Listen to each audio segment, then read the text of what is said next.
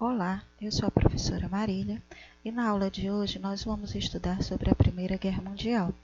O tema da aula de hoje é fundamental para entendermos o século XX. Vocês estão vendo aqui que eu tenho a caricatura, tá certo, de 1910, em que eu vou ter representando aqui esses homens, eles estão representando as grandes potências europeias do início do século XX. Então, eu vou ter Grã-Bretanha, França, Rússia, Alemanha, o Império Austro-Húngaro. E esses homens, eles estão sentados, tá certo? Numa grande panela. E essa panela está fervendo, né? Está borbulhando, está fervendo. E aqui eu tenho escrito problemas balcânicos, ou seja, problemas na Península dos Balcãs, que fica no leste europeu. E aí a gente vai ver como a prosperidade, essa prosperidade europeia, porque nesse momento a Europa vivia um período de modernização nas cidades, de inovações tecnológicas, e essa Europa moderna, se modernizando, se urbanizando, vai conviver com guerras, com conflitos. Então a gente vai ver como essa prosperidade europeia do início do século XX se transformou em um dos conflitos mais sangrentos da história da humanidade. A gente vai entender o seguinte, que a Primeira Guerra ela vai representar um momento fantástico, um momento que muda não só a questão militar, política e social da Europa, e isso vai influenciar todo o desenvolvimento seguinte. Bom, a Primeira Guerra Mundial, evidentemente, não era chamado em 1914 de Primeira Guerra Mundial. Eles não sabiam que iam haver uma Segunda Guerra. Óbvio, naquela época, eles chamavam a Grande Guerra. Até então, o maior conflito que havia acontecido até então, certo? E aqui eu tenho apresentando para vocês uma linha do tempo. Nós vamos estudar as origens, os antecedentes que vai nos levar a essa Primeira Guerra Mundial. Então, eu tenho aqui, deixa eu colocar aqui, bom, então eu vou ter aqui 1850 a 1870, eu vou ter a Segunda Revolução Industrial, que nós já estudamos. Mais ou menos ela começa em 1850. E aí o que é que a gente vai ver? A gente vai ver que com essa Segunda Revolução Industrial aqui, eu vou ter um grande aumento de produtividade nas indústrias. Logo, nós temos muito mais produtos no mercado a serem consumidos. Então, nós vamos procurar mercado consumidor, certo? Nós vamos procurar mercado consumidor, tá bom? E aí, o que é que vai acontecer? Entre 1870 a 1900, os países europeus que estão produzindo aqui, certo? Vão buscar mercado consumidor. É o que a gente já estudou também, que é o imperialismo, tá? Então, esse imperialismo a gente já estudou África, Ásia e assim por diante, na busca de mercados consumidores, certo? Daí nós vamos ter aqui no imperialismo um momento em que os países europeus estavam em expansão. Tá, mas nós vamos chegar num período em que não há mais áreas para conquistar. Haverá, portanto, um momento em que os países europeus vão disputar os mercados que cada um tem, pertencente a si, tá certo? Querendo mais mercado consumidor. Então, a Primeira Guerra Mundial vai ser um conflito que ocorre na Europa em seu período de apogeu, de crescimento, de prosperidade. é o período que a gente vai chamar de Bela Época ou Belle Époque, que vai de 1900 a 1914. Um período de crescimento, de prosperidade, tá certo? Então, vai acontecer em 1914 a Primeira Guerra Mundial, que é um conflito entre as nações imperialistas em busca de seus mercados com as outras nações que eles vão considerar os seus inimigos, tá certo?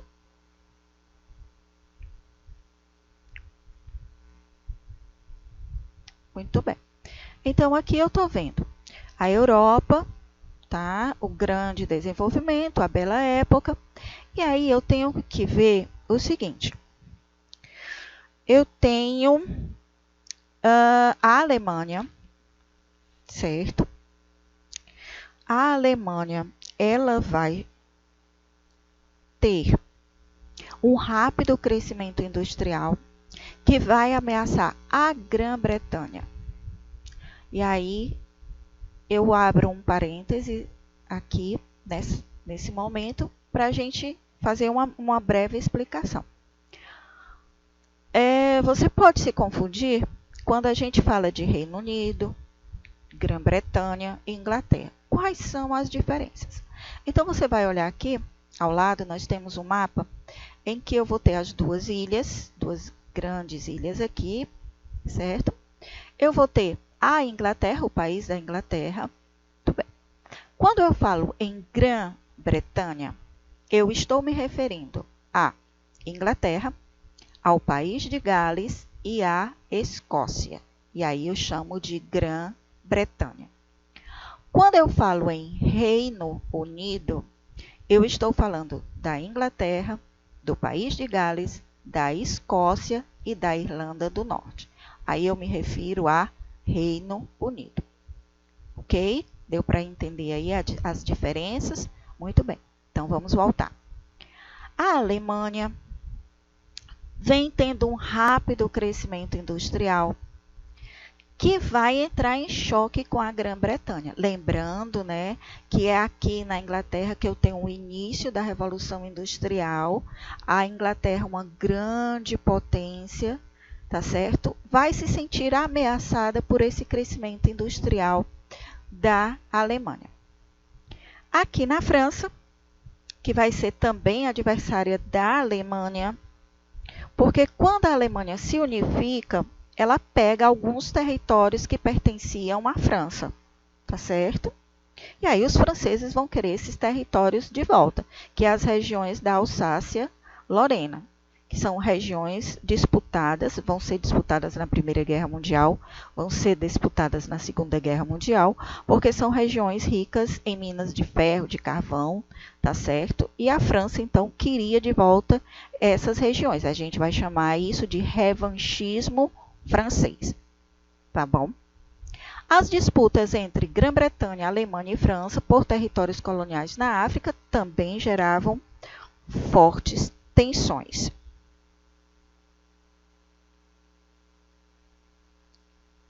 À medida que essas rivalidades se intensificavam, os países europeus aumentaram consideravelmente a sua produção de armamentos. É o que a gente vai chamar de militarização dessas sociedades, tá? Que mesmo não tendo uma guerra declarada, por volta de 1870 até 1914, essas grandes potências, elas vão se militarizando, vão se armando, tá certo? Já pensando num possível confronto, tá? Então, eu vou aumentar a minha produção de armamentos, eu vou adotar o serviço militar obrigatório. Então, mesmo que a Europa estivesse vivendo um momento de paz, essas grandes potências já estavam prevendo que iriam entrar em conflito, tá certo? Então, esse momento de militarismo, num momento de paz, a gente vai chamar de paz armada, tá? Era um momento de paz, porém um momento de armamentos, certo? Então, elas estavam se armando. Outra forma de se preparar para a guerra era fazer alianças, conseguir aliados, tá certo? Outra questão que a gente vai falar é que essas grandes potências europeias, a sociedade europeia, ela estava vivendo um momento que a gente vai chamar de nacionalismo, tá? E o nacionalismo é um fator de acirramento das tensões na Europa, tá certo? Então, o que é que eu vou ter aqui? Eu vou ter na Península Balcânica, tá? Eu vou ter a Sérvia, que queria criar a Grande Sérvia, reunindo todos os povos eslavos dos Balcãs, ou seja, era os povos da Península Balcânica e da Europa Oriental, do leste europeu, tá certo? Os tchecos, sérvios, croatas, ucranianos, tá bom? Só que essa região aqui estava sob o domínio do turco austríaco. O pan-eslavismo era um movimento dirigido pela Rússia, que pregava a união dos povos eslavos sobre a sua proteção, ou seja, sobre a proteção do Estado russo. Então, esse momento eu vou chamar de pan-eslavismo. Eu também tenho o pan-germanismo, que pregava a união de todos os povos germânicos sobre a liderança da Alemanha. Então, a Europa estava, vamos relembrar aquela panela fervendo, né, borbulhando. Então, esse sentimento de nacionalismo é um sentimento de amor à pátria, de superioridade da sua pátria em relação às outras. Tá certo? Então, havia um nacionalismo muito forte. É tanto que quando começa a Primeira Guerra Mundial, a população civil apoiava esses movimentos. Tá certo? Houve uma grande publicidade, tá certo? Então, o povo dos países europeus, eles apoiaram a guerra, movidos, imbuídos desse sentimento nacionalista. Então, vamos lá. Aqui eu tenho uma região balcânica, tá? Eu tenho a Bulgária, a Romênia, o Império Austro-Húngaro, o Império Turco-Otomano, certo? Então, é essa região aqui que está com... é aquela panela, tá certo? Muito bem.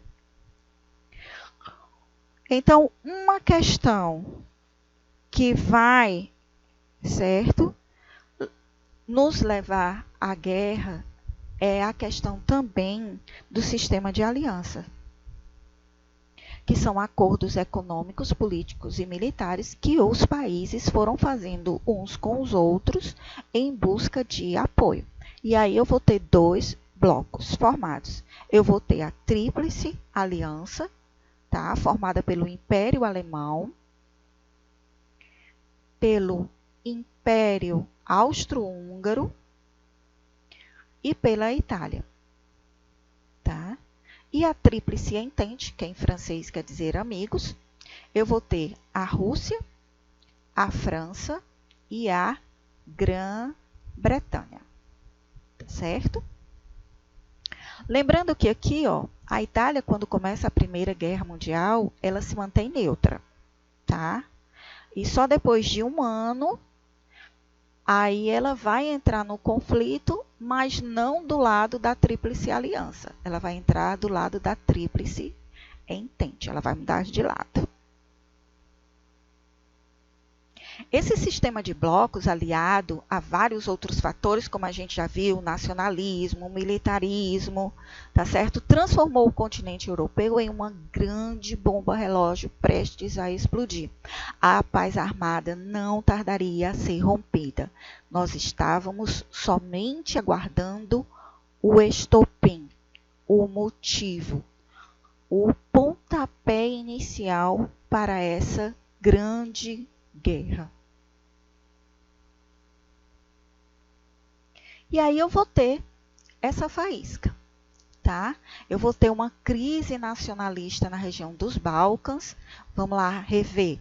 Nacionalismo, eu vou estar falando da Sérvia, né, com a grande Sérvia.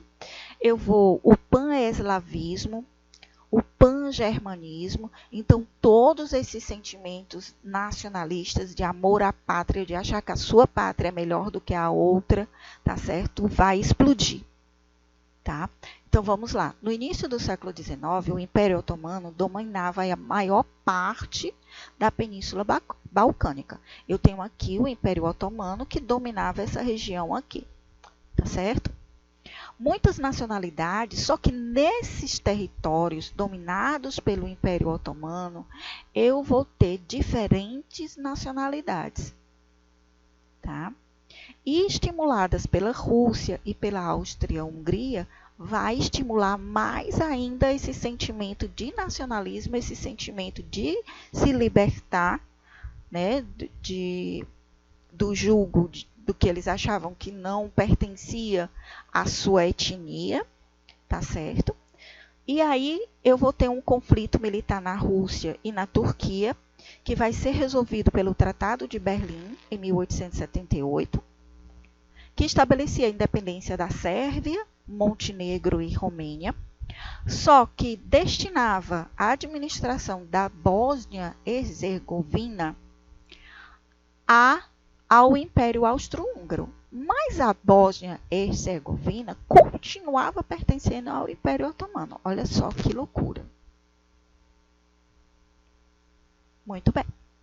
A Sérvia buscava a união de todos os povos eslavos dos Balcãs, tá? Para formar o que eles chamavam de a Grande Sérvia. E aí, eu vou ter uma organização secreta chamada de Mão Negra.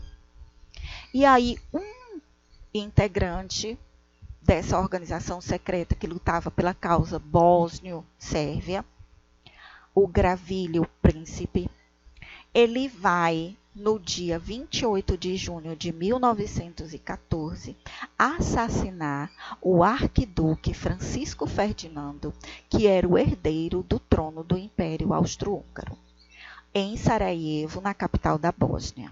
Tá certo? Então, tá aí o estopim. Tá aí a faísca que vai ser jogada dentro daquele barril de pólvora, dentro daquela panela fervente. Tá? Porque a Áustria, o Império Austro-Húngaro, vai declarar guerra à Sérvia. E aí aquela política de alianças vão entrar em ação. Tá? Porque a política de aliança, o sistema de alianças, forma aliados. E aí, o que é que um aliado vai fazer? Bom, se mexer com você, eu vou entrar para te ajudar. E aí, vai ser o que vai acontecer. Quando o Império Austro-Húngaro declara guerra à Sérvia, aí a Sérvia declara guerra ao Império Austro-Húngaro. Do lado da Áustria, do Império Austro-Húngaro, eu vou ter a Alemanha, que era a líder da Tríplice Aliança. Quando a Sérvia declara guerra ao Império Austro-Húngaro, eu vou ter a Rússia, que integrava a Tríplice Entente, tá? Declarou apoio à Sérvia e declara guerra ao Império Austro-Húngaro. Então, o Império Austro-Húngaro declara guerra à Sérvia, a Sérvia declara guerra ao Império Austro-Húngaro, a Alemanha, apoiando a Áustria, declara guerra à Sérvia, a Rússia, apoiando a Sérvia, declara guerra à Alemanha e ao Império Austro-Húngaro, e aí essas alianças, esse sistema de alianças vai se formando. Em pouco tempo, todos os países da Europa, quase vários outros países, né, já estavam declarando guerra uns aos outros. Tá bom? Lembrando que aqui, ó, a Itália, ela vai permanecer no início da guerra neutra, tá? E aqui eu tenho a Tríplice Entente de amarelo, os países da Tríplice Entente, e de verde a a Tríplice Aliança, tá certo? Então, dessa maneira, o sistema de alianças transformou um conflito que era regional, tá? Uma questão na Península dos Balcãs, e vai ter um efeito global. Tá? O entusiasmo nacionalista tomou conta de boa parte da população dos países em guerra que apoiaram essa guerra, tá certo? E aí eu vou ter também algo que até então a gente nunca tinha visto numa guerra, tá? O que é que essa guerra, essa grande guerra vai ser diferente? Olha, eu vou ter ações que até então a gente não tinha visto. A questão da publicidade. Os países, eles fizeram cartazes, nós tínhamos músicas, tudo para mobilizar a população para apoiar nesse conflito. Eu vou ter a questão da espionagem, tá? E vocês provavelmente já devem ter até ouvido falar daquela espiã, Mata Hari, certo? Que se dizia uma dançarina, né, de dança indiana, na verdade ela era uma espiã. Eu vou ter a primeira vez que uma guerra vai atingir a população civil, certo? Eu vou ter também a chegada da Revolução Industrial na guerra, então eu vou ter inovações tecnológicas, a principal delas é o uso da metralhadora, o uso do avião já no final da Primeira Guerra Mundial. Esse uso de aviões era para batalhas aéreas, tá? Não era nada de jogar bombas, nada disso. Então, é o início do uso do avião para uso militar, tá? Eu vou ter também o gás mostarda, tá? E também no finalzinho da guerra eu vou ter o uso do tanque. Alguma dúvida? Então, vamos lá fazer uma rápida, um rápido resumo do que a gente já viu até agora. Então, vários fatores combinados conduziram as potências europeias à Primeira Guerra, ou Grande Guerra. Eu vou ter o nacionalismo, as rivalidades e as disputas imperialistas entre as grandes potências. Além disso, eu vou ter também os sistemas de alianças, certo? O antagonismo entre as nações, a rivalidade entre as nações, provocou a formação de blocos de países para um possível enfrentamento armado, da África e da Ásia, tá? E aí, na formação desses blocos de países, eu tenho a formação de dois blocos. A Tríplice Aliança, que vai reunir a Alemanha, a Itália e o Império Austro-Húngaro, e a Tríplice Entente, que vai ter a França, a Inglaterra e a Rússia.